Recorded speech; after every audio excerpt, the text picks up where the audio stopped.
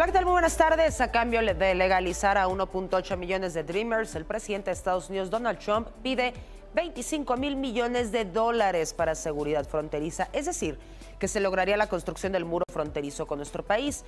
Pero los Dreamers van a aceptar ser la moneda de cambio. Hoy vamos a hablar sobre esto y mucho más en Punto y Coma. Bienvenidos. El presidente Donald Trump propone al Congreso una reforma migratoria para que a 1,8 millones de indocumentados que llegaron a Estados Unidos de niños les sea concedida la ciudadanía. A cambio exige 25,000 millones de dólares para construir el muro y reforzar la seguridad fronteriza. Esta cifra de 1,8 millones de inmigrantes es superior a los 690,000 jóvenes conocidos como soñadores que actualmente pueden trabajar y están protegidos de la deportación por el programa DACA que expira en marzo por orden de Trump. El presidente además pide el fin de la llamada Lotería de Visados para la Diversidad, que asigna aleatoriamente hasta 50,000 visados al año para los ciudadanos de naciones que tradicionalmente tienen bajas tasas de inmigración a Estados Unidos, especialmente países africanos. Además, Trump quiere que el Congreso permita deportar de forma express a todos los inmigrantes que crucen la frontera de manera irregular, sin importar su país de origen, algo que ahora solo pueden hacer con Canadá y México. La Casa Blanca ha descrito el plan de Trump como un compromiso para lograr un acuerdo en el Congreso, donde los republicanos tienen mayoría, pero los demócratas cuentan con votos suficientes para bloquear propuestas y, como ocurrió la pasada semana, forzar un cierre administrativo.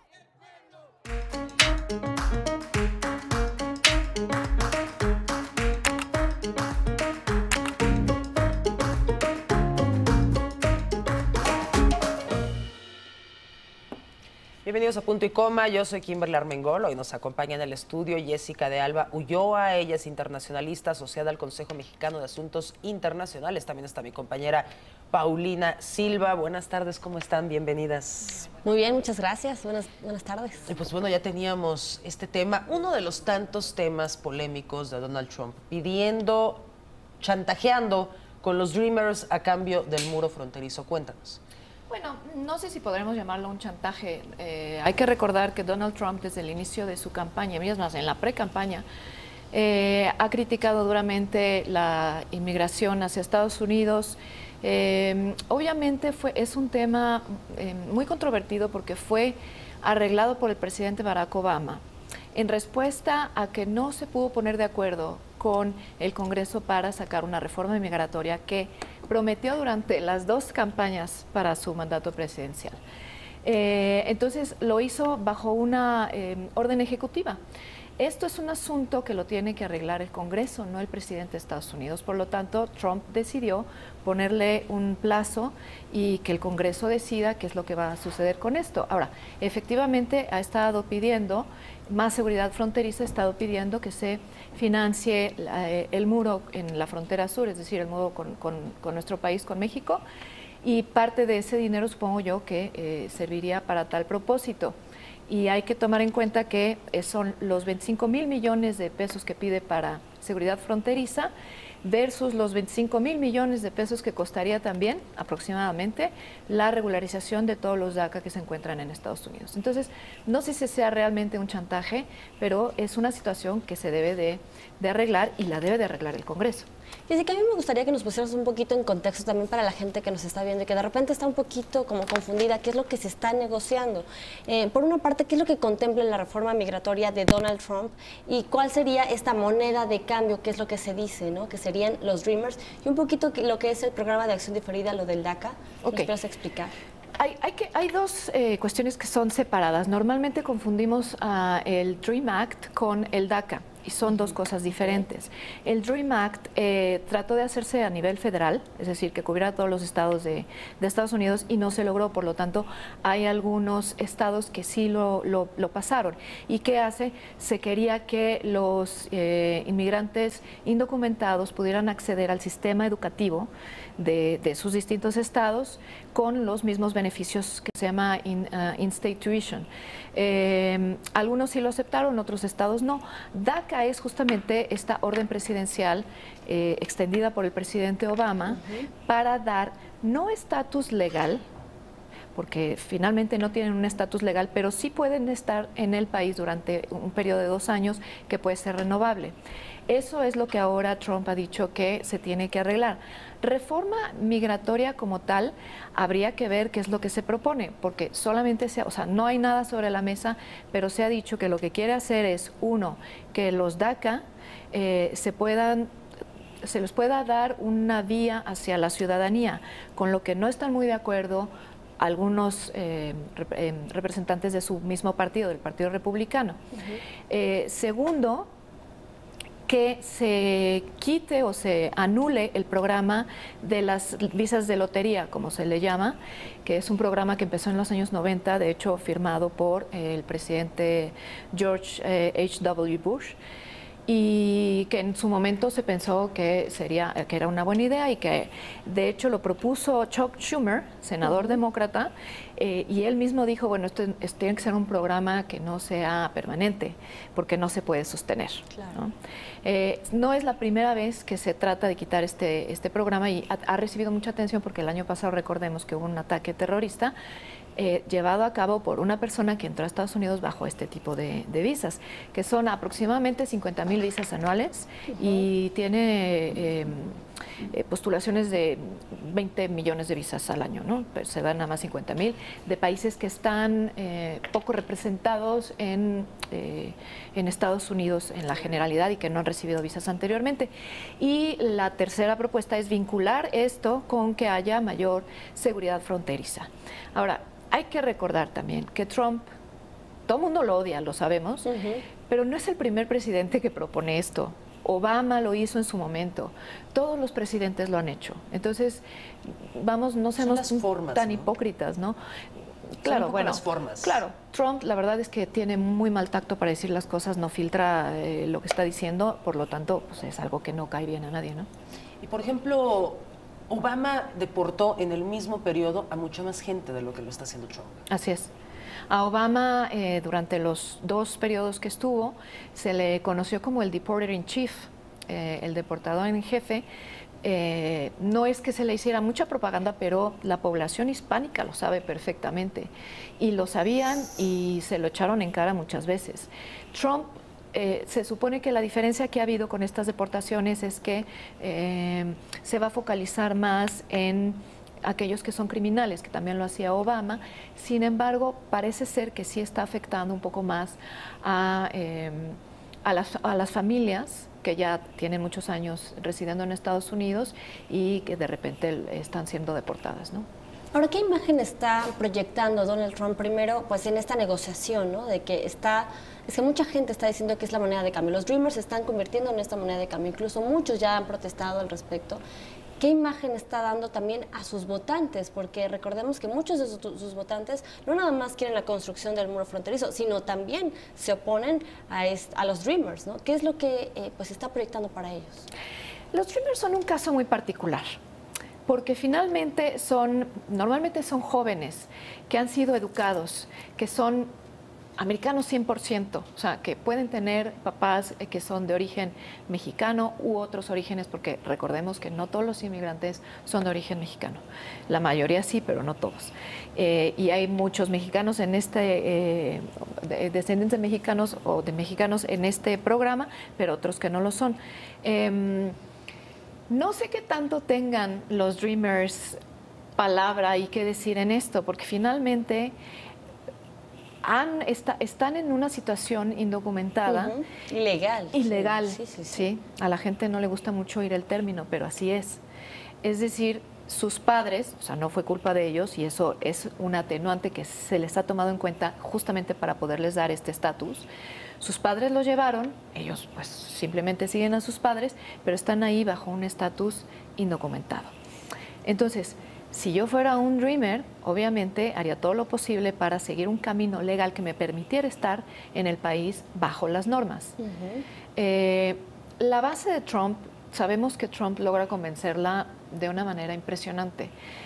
Probablemente lo logra hacer, aun si pretende que DACA o un cierto porcentaje de DACA vayan a un camino hacia la ciudadanía, que es algo a lo que se oponen muchos. Los demócratas estarían a favor, los republicanos, muchos de ellos no.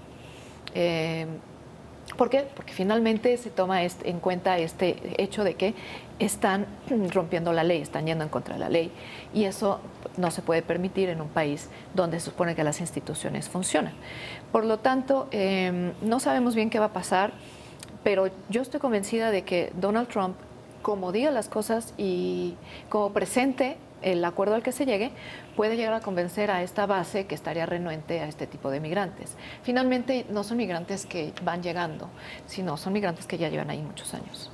Y que, como dices, no es su culpa, aparte. Además. Vamos a hacer una pausa, regresamos con este tema, por supuesto. Acompáñenos en Twitter, ahí tiene la pregunta: ¿qué actitud debería de tomar la Secretaría de Relaciones Exteriores ante la propuesta del gobierno de Estados Unidos de usar a los Dreamers como moneda de cambio? Aceptar, negociar, declinar. Volvemos.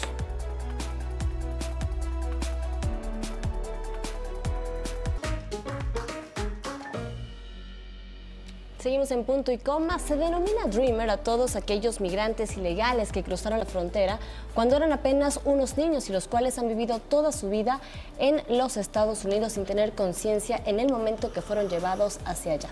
Algunos de estos niños se han visto en la necesidad de cruzar solos la frontera, ya sea porque sus padres fueron detenidos en el camino y ellos lograron huir, o en ocasiones son los padres que ya residen en el país del norte quienes mandan dinero para que alguien cruce a sus hijos. Tan solo en 2014, año que rompió récord, 68.541 menores cruzaron solos la frontera. Jessica, esta noche el presidente de Estados Unidos, Donald Trump, emitirá un discurso como parte del Estado de la Unión. ¿Qué es lo que se prevé que pueda decir? ¿Qué es lo que ustedes como expertos pueden predecir? Porque además van a ir Dreamers invitados por parte de los congresistas a este discurso. Efectivamente, y bueno, creo que no es tanto de predecir, porque en realidad ya se ha abierto un poco la agenda. Y en primera instancia, efectivamente, va a estar presente el tema de migración.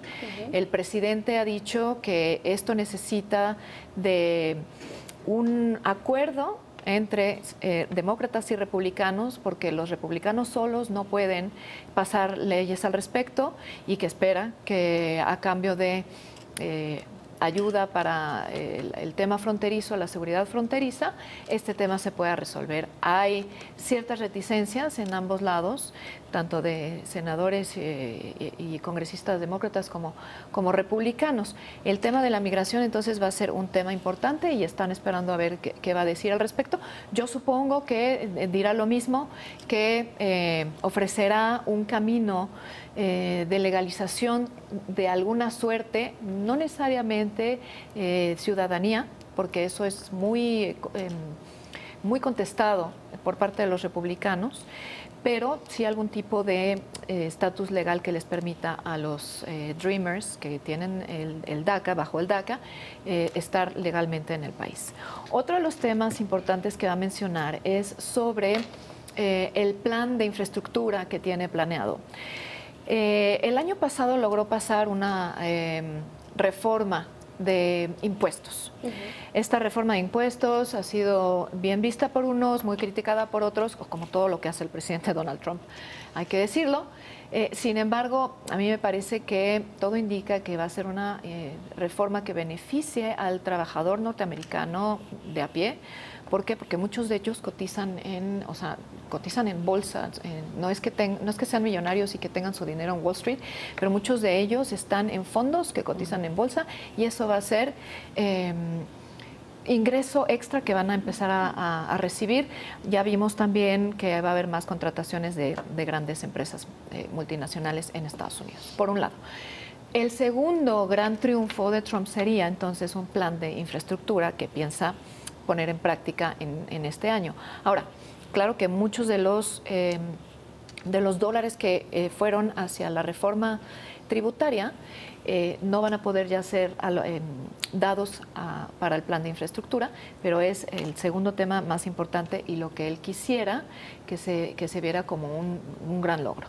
Otro tema también es que va a mencionar el triunfo que ha tenido con el Estado Islámico en Medio Oriente, cuando tropas estadounidenses junto con los kurdos han logrado finalmente sacarlos de Irak y Siria, de los territorios que tenían todavía dominados. Eso es un triunfo que no es nada más del presidente Trump, pero que desde mi punto de vista efectivamente se ha concretizado desde el mandato del presidente Trump. Y hay otro tema también importante que tiene que ver con... no, ya lo dije, con la reforma tributaria, es decir, darle realce a estos dos logros que ha tenido. Por ejemplo, estábamos viendo en el Foro Económico Mundial, Trump habló de sus logros financieros que sí existen, el desempleo, por ejemplo, el crecimiento del PIB, que muchos dicen que es algo que ya se arrastraba desde la administración Obama. O sea, que es el crecimiento normal que se esperaba por continuar con ciertas políticas. Bueno, efectivamente, el presidente Obama entró cuando la situación económica estaba muy mal, no nada más en Estados Unidos, sino que de Estados Unidos se desató la crisis económica mundial a partir del finales de 2007 y el año 2008, en la que los países industrializados fueron los que más sufrieron.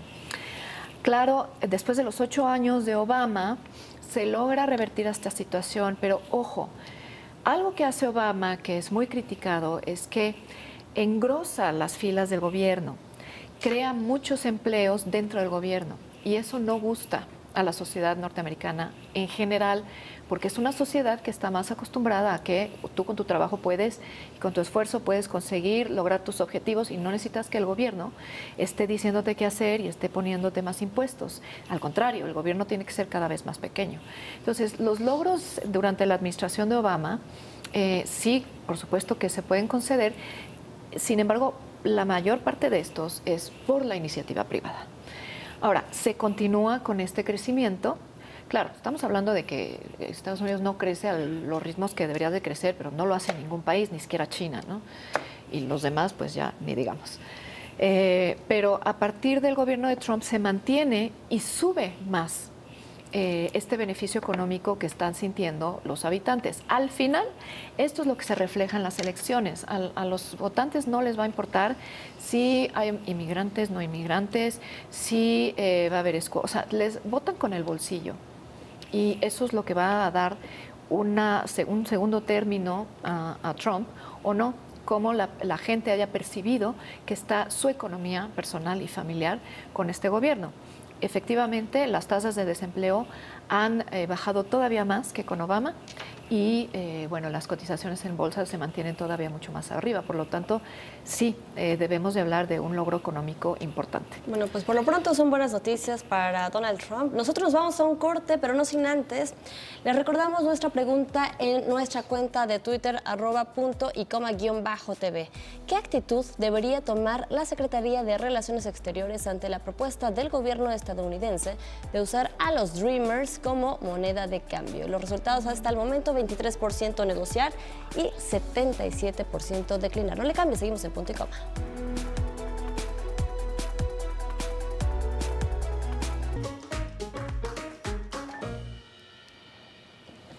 Y bueno, ya estamos de vuelta con este tema. Donald Trump, estábamos comentando en el corte que, digo, por más políticamente incorrecto que es Donald Trump, hay que reconocerle los aciertos que ha tenido, ¿no? Sobre todo en materia económica, y que, como lo comentábamos, el Foro Económico Mundial eran aplausos y aplausos, ¿no?, para Donald Trump.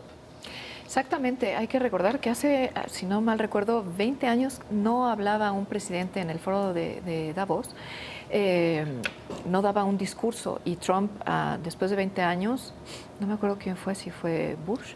Clinton fue el último. Volvió a hacerlo y fue muy aplaudido por la comunidad de negocios. Por lo tanto, tenemos una ambivalencia en que un presidente que efectivamente no tiene filtros, no es políticamente correcto, que de hecho fue una de los elementos que le ayudó a ganar, porque la gente ya estaba un poco cansada de este establishment político que nada más va, promete, no cumple y es siempre políticamente correcto. correcto. Entonces, Donald Trump fue un poco aire fresco para estas elecciones. Efectivamente, no podemos negar que hay cosas que dice que uno no puede decir y no puede ir por el mundo diciéndolas, ¿no? Bueno, él sí puede. Él las dice y le acarrean y le generan muchísimos problemas. Pero por el otro lado, hay que reconocer cuando efectivamente ha mantenido bien la economía, militarmente está bien, no ha habido ninguna guerra nuclear como se predecía que iba a haber, porque es un loco que está con el botón más grande que el del líder de Corea del Norte. Es decir, yo creo que todo lo que vemos en los medios y sobre todo lo que él llama el mainstream media está muy polarizado y son noticias que no necesariamente reflejan el estado de la realidad. Entonces habría que hacernos un poco para atrás, una retrospectiva de lo que ha sido su gobierno y acordarle lo que se ha hecho bien y bueno, también mostrar lo que no ha hecho mal, pero dándole un beneficio de la duda que nadie le ha dado hasta ahora, ¿no?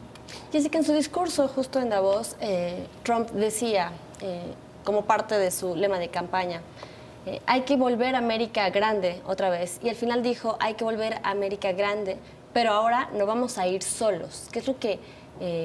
Y que esto además, bueno, le generó un poco como de controversia. Sí aplausos, pero también un poco como de...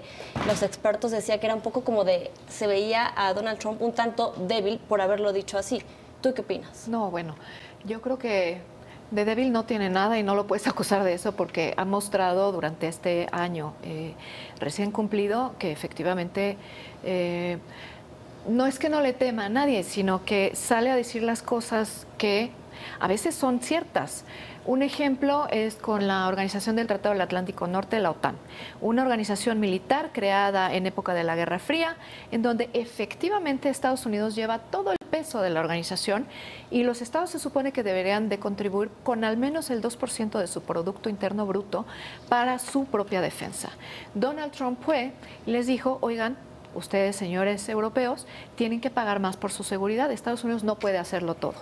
Bueno, claro que se molestan, se paran de pestañas, pero es que es cierto. O sea, Estados Unidos no tendría por qué estar pagando por la seguridad de todo el mundo, cuando encima la mayoría del mundo en foros como por ejemplo en Naciones Unidas van en contra de las políticas de Estados Unidos. Entonces hay un quid pro quo que no está siendo respetado y Donald Trump lo está diciendo muy claramente y está tomando cartas en el asunto. Entonces decir no vamos a ir solo simplemente quiere decir, bueno, ahora buscaremos de manera mucho más cuidadosa y detallada con quién hacemos alianzas. Como en el tema de comercio, por ejemplo, que está, bueno, ha sido su base, su punto de batalla principal, decir, preferimos hacer acuerdos bilaterales que estar en acuerdos multilaterales, por lo tanto nos vamos a salir del llamado TPP, que es un acuerdo que todavía están negociando los otros 11 países restantes de la cuenca del Pacífico, de los dos lados del Pacífico. ¿Por qué lo hace? Bueno, porque tiene una mala percepción de que ese tipo de acuerdos, los países que tienen déficit con Estados Unidos, entonces ya es un mal acuerdo con ese país, como ha criticado mucho a México dentro del Tratado de Libre Comercio de América del Norte, que, dicho sea de paso, estamos ya en la sexta ronda, se terminó la sexta ronda de negociación, la siguiente viene a finales de febrero en México y al parecer todo parece indicar que Estados Unidos no se va a salir del tratado y que se está llegando a acuerdos importantes en los puntos que causan más dificultad sobre el acuerdo. Por lo tanto, no podemos decir que es un presidente débil. Lo que sí podemos decir es que un día dice una cosa y otro día se contradice completamente. Como voy a enfrentar a X líder y al final termina haciendo las paces con X líder, como por ejemplo ha pasado un poco con China. Con China es donde sí debería de haber realmente una acción más contundente porque el déficit que tiene Estados Unidos con China es enorme y todos los demás países lo tenemos. ¿Y qué hacemos al respecto? Le seguimos comprando mercancía. Sí, totalmente cierto. Cuéntanos un poco acerca del cambio climático, el asunto con Irán, esta obsesión que trae con el tratado nuclear con Irán, que en algún momento fue una de las reformas en política exterior más importantes que hizo Obama. Y Trump dice, es terrible, no funciona y hay que ver qué hacer. Efectivamente, bueno, el tema del Estado Islámico, desde mi punto de vista, ya ha quedado saldado con la victoria que ha tenido recientemente desde el año pasado las tropas estadounidenses junto con efectivamente algunos de militares de Irak y sobre todo los kurdos, que esos pobres kurdos siguen sin tener un Estado, una nación y están desperdigados, pero luchando por su seguridad.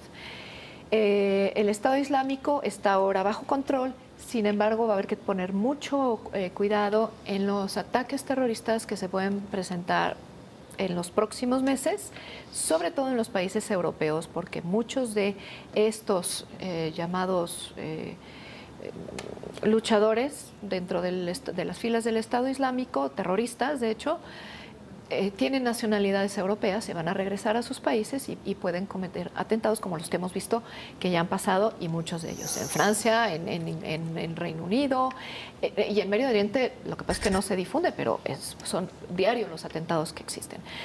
Por la parte de la política exterior con Irán, efectivamente fue un acuerdo muy importante. Trump lo ha criticado desde un inicio y muchos lo han criticado dentro de Estados Unidos, porque lo que hace finalmente es dar todos los beneficios a Irán. Y Estados Unidos no obtuvo ningún beneficio. Se obtuvo una prórroga de tiempo en donde se va a prohibir que se sigan desarrollando la tecnología nuclear, que Irán dice que es para efectos pacíficos, de uso médico, etcétera, pero que al final sabemos que no necesariamente es así, porque Irán siempre se ha sentido amenazado en su territorio por los países que tiene alrededor, por su relación con Israel, al que no reconoce, etcétera. Es decir, es un equilibrio muy complicado en esa zona. Entonces, Trump lo ha criticado, muchos republicanos lo criticaron. Desde mi punto de vista, creo que va a tratar más de ponerle más atención a los problemas internos, domésticos, como le llamarían, que a los temas internacionales. Finalmente, no va a ser tan fácil que deshaga el acuerdo con Irán, pero sí probablemente puede buscar que haya más sanciones dentro de lo que ya se ha hecho al respecto.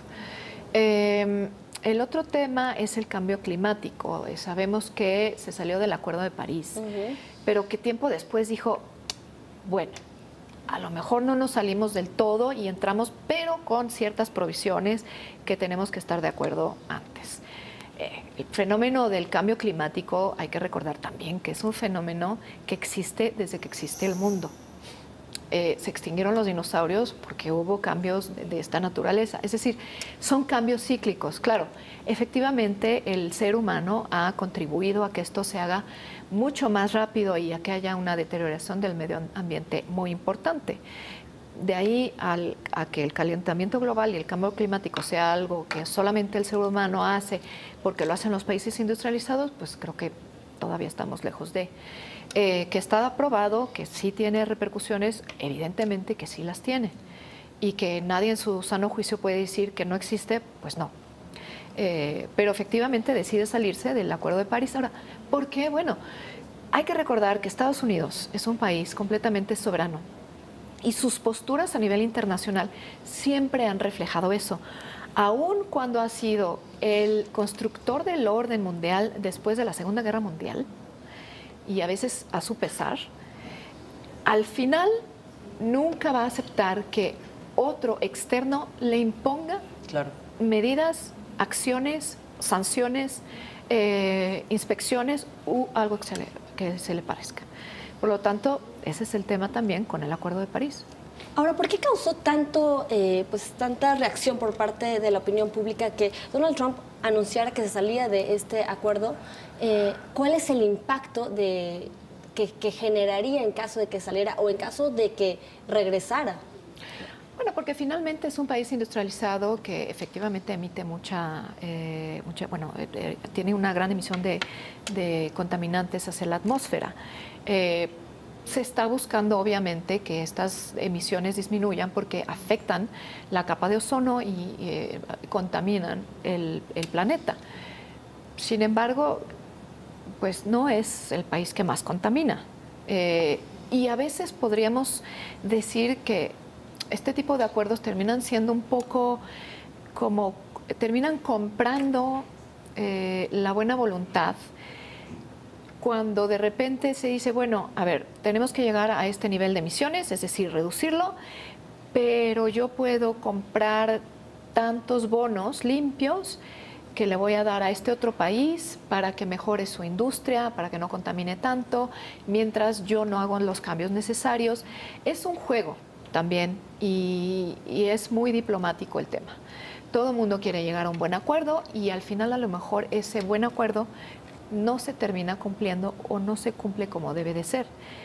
Para poder transformar todas las industrias a que no sean contaminantes es un gasto que simplemente ningún país puede darse el lujo de hacer, a menos que lo haga de manera paulatina, que ya muchos países, por supuesto, que están investigando y producen otro tipo de energías limpias. Pero no se le puede, no es que el mundo se vaya a acabar porque Estados Unidos se salga del Tratado de París. Efectivamente, en algún otro momento podrá entrar a otro tipo de acuerdo y hay que decirlo, también es un país industrializado y siempre va a haber por que haya ganancias en su economía, aún en detrimento del medio ambiente, como lo van a hacer los demás países. Los países no están para donar dinero como una asociación religiosa, están para cuidar a su población, cuidar su economía y de esta manera salir adelante. Y justo en estos acuerdos, mencionabas hace un momento, Jessica, los acuerdos, los tratados internacionales. En este momento, como lo comentaba, se llevó a cabo la 6ª ronda de negociaciones del TLC. Hay buenas noticias, lo decías, parece que Estados Unidos permanece en este tratado. Incluso se habla de que pudiera haber ya un tratado de libre comercio antes de que se den las elecciones. Esto es posible, el escenario no se puede, porque incluso pues, se había pensado que se pararían las negociaciones en marzo. La verdad es que no lo sabemos muy bien todavía con mucha certidumbre porque efectivamente se había acordado un cierto número de rondas y se supone que ya se acordó que haya rondas posteriores. Esto va a meter en dificultades obviamente a los 3 países porque tenemos elecciones. Estados Unidos tiene elecciones intermedias, México tiene elecciones presidenciales, bueno, entre otras, y Canadá tiene elecciones locales. Si esto se extiende, entonces la verdad es que no está muy claro qué se va a hacer, porque eso puede ser, en este caso sí, una moneda de cambio muy importante, sobre todo para las elecciones presidenciales en México, en donde se puede se podría tener un escenario poco favorable hacia el Tratado de Libre Comercio en cierto sentido o hacia Estados Unidos en otro sentido. No lo podemos saber todavía. Se fueron los 3 negociadores al parecer contentos y en buenos términos, pese a que hubo unos intercambios en los discursos de la encargada de las relaciones exteriores de Canadá y de comercio de Estados Unidos. El secretario Ildefonso Guajardo nada más veía cómo interactuaban entre ellos, pero al final, al parecer, sí están teniendo acuerdos en temas que son muy importantes. Y son pocos, pero son muy importantes y cruciales. Uno es el tema de agricultura, otro es el tema de las reglas de origen, que es muy importante para Estados Unidos, pero que es fundamental que no se eleve tanto para México y Canadá, porque significa que ahí puede haber una ruptura en las cadenas de producción, que sería muy complicado reparar y perderíamos mucha competitividad como región. Y el tercero tiene que ver con el arbitraje, con los conflictos que se pueden presentar y entonces qué órgano tendrían los países para presentar las quejas. Efectivamente, Lighthizer ya dijo que, como lo acababan de mencionar hace un momento, no va a permitir que un tribunal o un arbitraje externo le imponga sanciones o le diga qué hacer a Estados Unidos. Vamos a una pausa, regresamos por supuesto con estos temas de Donald Trump. Usted, por favor, acompáñenos en Twitter, ahí tiene la pregunta. ¿Qué actitud debería tomar la SRE ante la propuesta del gobierno de Estados Unidos de usar a los Dreamers como moneda de cambio? ¿Aceptar, negociar o declinar?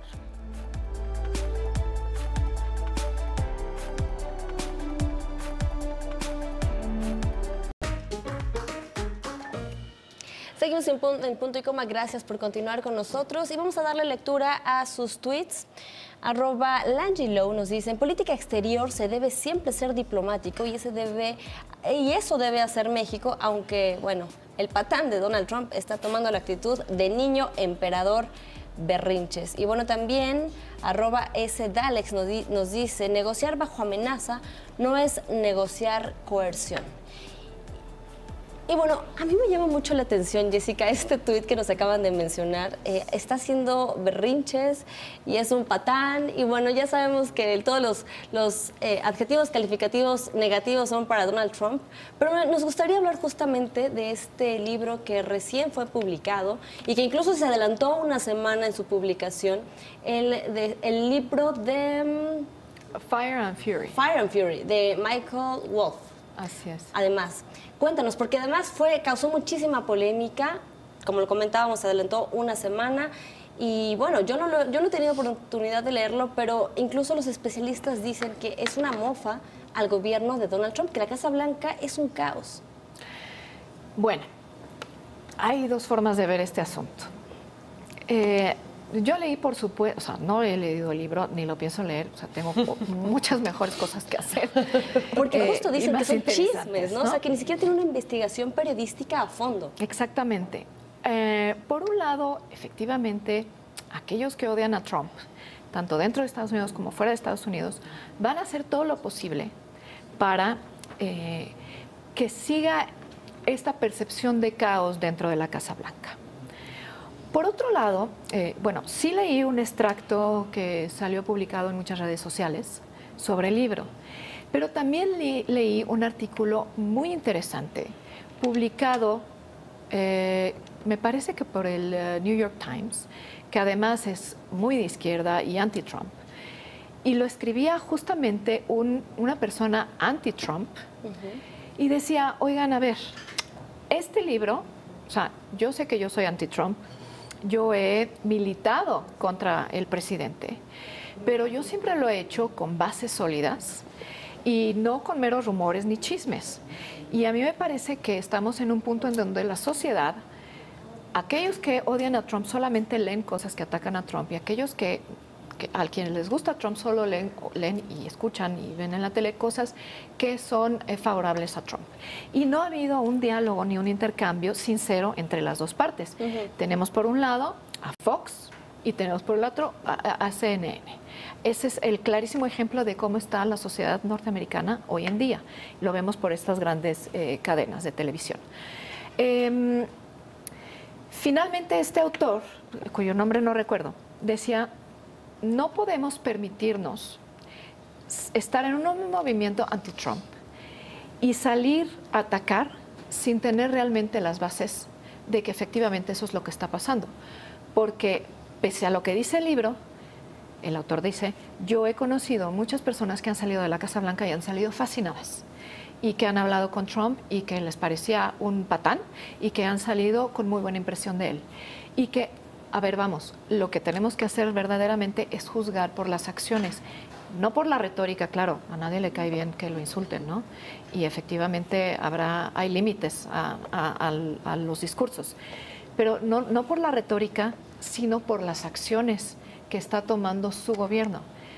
Solamente de esa manera, siendo muy objetivos, quitando esta discusión visceral y emocional al respecto, es que podremos tener una opinión verdadera de lo que está haciendo Trump y la Casa Blanca de Trump. No leyendo Fire and Fury, en donde nada más es algo así como, lo estoy leyendo porque me está diciendo puras cosas malas de él y eso es lo que necesito oír porque eso es lo que yo creo, claro, y lo que me gusta. Entonces, ¿no es una lectura que tú recomendarías?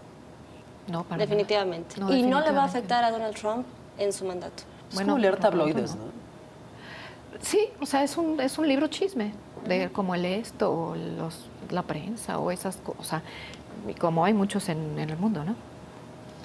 Cuéntanos tu opinión acerca de esta gran polémica de reconocer a Jerusalén como la capital de Israel, que ya lo habían hecho antes, pero todo el mundo se hizo como que no pasaba nada y Trump dijo, vamos a cambiar la embajada para allá.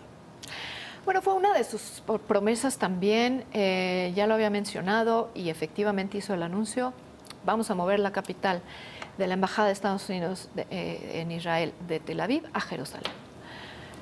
Por un lado, este es un movimiento un poco torpe, porque todo el mundo, o sea, todas las grandes religiones, aquellos que son religiosos o no son religiosos, están de acuerdo en que Jerusalén es una ciudad que pertenece a aquellos que creen y que van a rezar, que no tiene por qué mezclársela en política y que, o sea, ya ha sido bastante en la antigüedad, bastante mermada en la seguridad, destruida, vapuleada, etcétera, como para volverla a poner en el centro del debate en la época contemporánea. Por supuesto que Israel está de acuerdo, porque eso legitima su soberanía sobre Jerusalén. Pero por supuesto que las otras dos religiones no lo van a estar, el Islam y el catolicismo. Claro. Es un lugar de rezos, de religión. O sea, no tendríamos por qué ahí meter a embajada de nadie. Por el otro lado, hay que tomar en cuenta también que la decisión es, vamos a mover la embajada, no se han dado tiempos, no se ha establecido cuál va a ser el alcance, no se ha dicho si tendría alguna repercusión dentro de este juego de religiones dentro de Jerusalén. No sabemos tampoco los países árabes, sobre todo Arabia Saudita, ahora que están en muchas conversaciones con Estados Unidos, qué han dicho al respecto, porque han estado muy callados. En fin, no sabemos bien si Israel ha prometido algo, si Trump ha concedido sin promesas previas. Es algo todavía muy oscuro, donde no tenemos nada de claridad y que no necesariamente va a ser ahora y tendría repercusiones. Ojo, por supuesto que in situ las tiene, porque ya hemos visto algunos ataques, sobre todo de palestinos, en contra de esta decisión en los territorios de Israel. Así que es controvertida, no sabemos bien qué va a hacer, no sabemos qué esté negociando a cambio de hacerlo. Muy bien. Nos vamos a una pausa, vamos a hacer una pausa, no sin antes mencionarles, recordarles nuestra cuenta de Twitter, @puntoycoma_tv, y la pregunta de hoy: ¿qué actitud debería tomar la Secretaría de Relaciones Exteriores ante la propuesta del gobierno estadounidense de usar a los Dreamers como moneda de cambio? Les comento los resultados hasta el momento: 23% negociar, 77% declinar. Nos vamos a una pausa, no se vaya.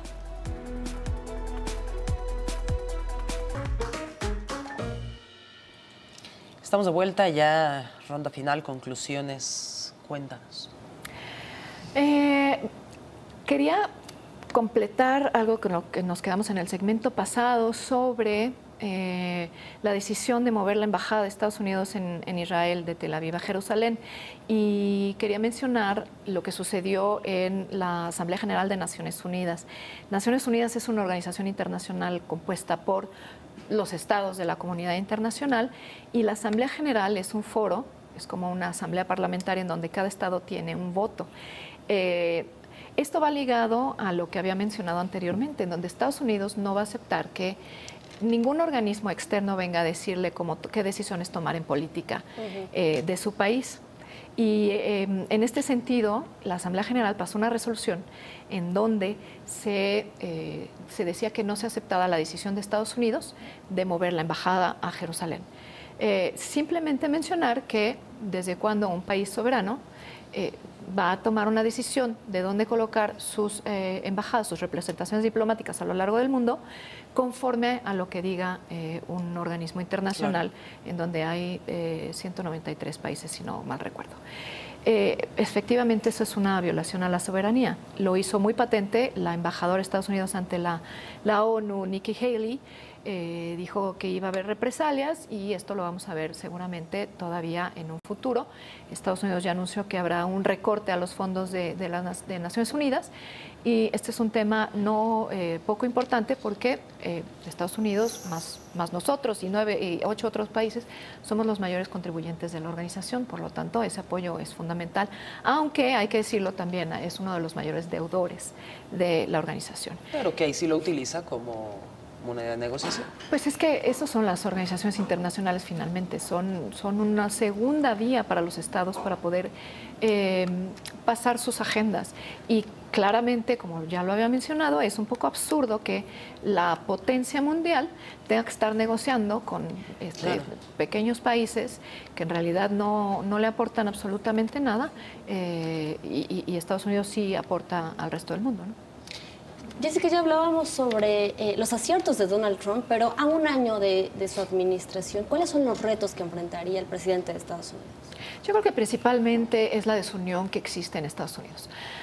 Creo que los demócratas en general, o sea, no nada más los políticos, sino la gente que se considera demócrata o que se asume como tal, creo que no se han dado cuenta todavía por qué perdieron las elecciones. Todavía hay esta amargura dentro de ellos, dentro de los comentarios, dentro de las protestas que hacen.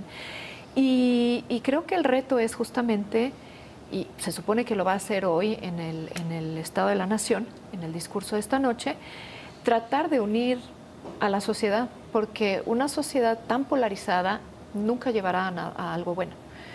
Lo hemos visto también en casos como el nuestro, que esperamos no se vuelvan a repetir, pero en el caso de Estados Unidos, vamos, no es que sea la peor crisis de la historia, porque siempre ha habido problemas entre los del Partido Demócrata y los republicanos. Siempre, no es algo nuevo. O sea, recordemos que hubo también una guerra civil.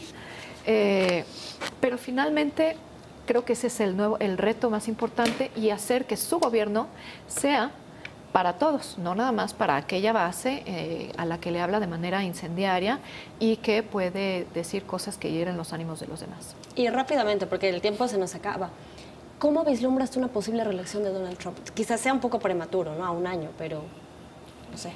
Yo diría que sí la habrá. Con los elementos con los que contamos hasta ahora, yo diría que sí la habrá. No ha sido un gobierno desastroso.